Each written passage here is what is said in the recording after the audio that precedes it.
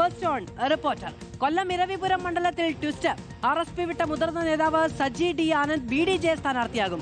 ഇരവിപുരം ചവറ സീറ്റുകളിൽ RSP LDF ഡീലെന്നാണ് Saji D ആനന്ദിന്റെ ആരോപണം. ഇരവിപുരത്ത് RSP വോട്ടുകൾ നൌഷാദിന് നൽകാനും ചവറയിൽ CPM വോട്ടുകൾ ഷിബുവിന് നൽകാനും ധാരണയുണ്ടാക്കിയെന്നാണ് ആരോപണം. ദുബായിൽ വെച്ച് നടത്തിയ ഡീലിന് പിന്നിൽ കൊല്ലത്തെ റിയൽ എസ്റ്റേറ്റ് മാഫിയകളെന്ന് സജി ഡി ആനന്ദ് റിപ്പോർട്ടറിനോട് പറഞ്ഞു. കേൾക്കാം.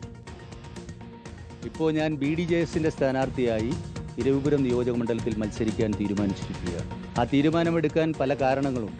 നമ്മുടെ നിയോജക മണ്ഡലത്തിലെ റിയൽ എസ്റ്റേറ്റ് മാഫിയകളും ചവറയിലെ മുതലാളിയും തമ്മിൽ നടത്തിയ കച്ചവടമാണ് ഈ സീറ്റ് റവല്യൂഷണറി സോഷ്യലിസ്റ്റ് പാർട്ടിയുടെ സ്ഥാനാർത്ഥിയായി വന്ന ഇപ്പോൾ അപ്രസക്തമായ ഒരു സ്ഥാനാർത്ഥിയെ ഇരവിപുരം നിയോജക മണ്ഡലത്തിൽ കൊടുത്തിരിക്കുന്നു.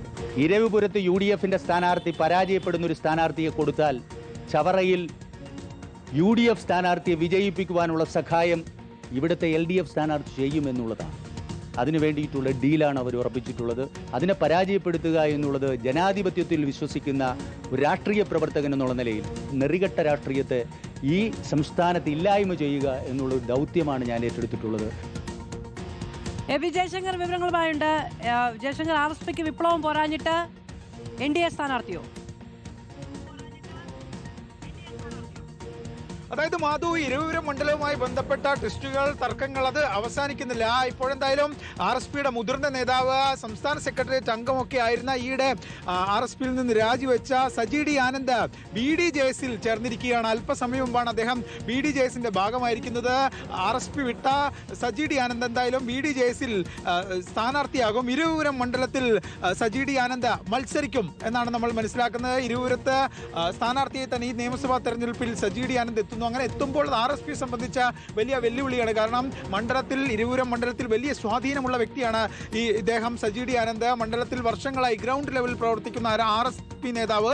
അങ്ങനെ ഒരാൾ മറ്റൊരു പാർട്ടിയിലേക്ക് എത്തുമ്പോൾ അത് വലിയ വെല്ലുവിളി ഉണ്ടായിരുന്നു. എന്തായാലും പാർട്ടി വിട്ടതിന് ശേഷം BDJSൽ ചേരുമ്പോൾ ഗുരുതര ആരോപണങ്ങളാണ് സജി ഡി ആനന്ദ് ഉന്നയിക്കുന്നത്. അതായത് ഇരവിപുരം ചവറ സീറ്റുകളിൽ RSP LDF ഡീൽ എന്നാണ് പറയുന്നത്. ഇരവിപുരത്ത് RSP വോട്ടുകൾ നൌഷാദിന് നൽകും. ഇതിനു പകരം ചവറയിൽ CPM വോട്ടുകൾ ഷിബുവിന് നൽകാനും ധാരണയായി. അങ്ങനെ ഷിബു ബേബി ജോണിനെ ജയിപ്പിക്കുക എന്നൊരു തന്ത്രമാണ് പ്രയോഗിക്കുന്നതെന്നാണ് ഇദ്ദേഹം പറയുന്നത്. അതായത് ഇരവിപുരത്ത് RSP പരാജയപ്പെടുകയും ചവറയിൽ RSP ജയിക്കുകയും ചെയ്യുന്ന ഒരു സാഹചര്യമാണ് നിലവിൽ സൃഷ്ടിക്കപ്പെട്ടിരിക്കുന്നത്. ചവറയിൽ CPM വോട്ടുകൾ ഷിബുവിന് നൽകാനുള്ള ഒരു ധാരണ ഉണ്ടായെന്ന് പറയുന്നു. ഇതുമായി ബന്ധപ്പെട്ട ഡീൽ നടന്നിരിക്കുന്നത് ദുബായിൽ വെച്ചാണെന്ന ആരോപണം. ഒപ്പം തന്നെ ഡീലിന് പിന്നിൽ കൊല്ലത്തെ റിയൽ എസ്റ്റേറ്റ് മാഫിയകളാണെന്നും ആക്ഷേപമുണ്ട്. എന്തായാലും കാർത്തിക് പ്രേമചന്ദ്രനെ ഒഴിവാക്കിയത് ഈ ഒരു ഡീലിന്റെ ഭാഗമെന്ന ഗുരുതര ആക്ഷേപമുണ്ട്. കാരണം സംസ്ഥാന സെക്രട്ടേറിയറ്റിൽ ഉൾപ്പെടെ ഭൂരിപക്ഷം ലഭിച്ച കാർത്തിക് പ്രേമചന്ദ്രനെ ഏകപക്ഷീയമായി ഒഴിവാക്കിയെന്നൊരു ആക്ഷേപം നമ്മൾ അന്ന് തന്നെ മുന്നോട്ട് വെച്ചതാണ്.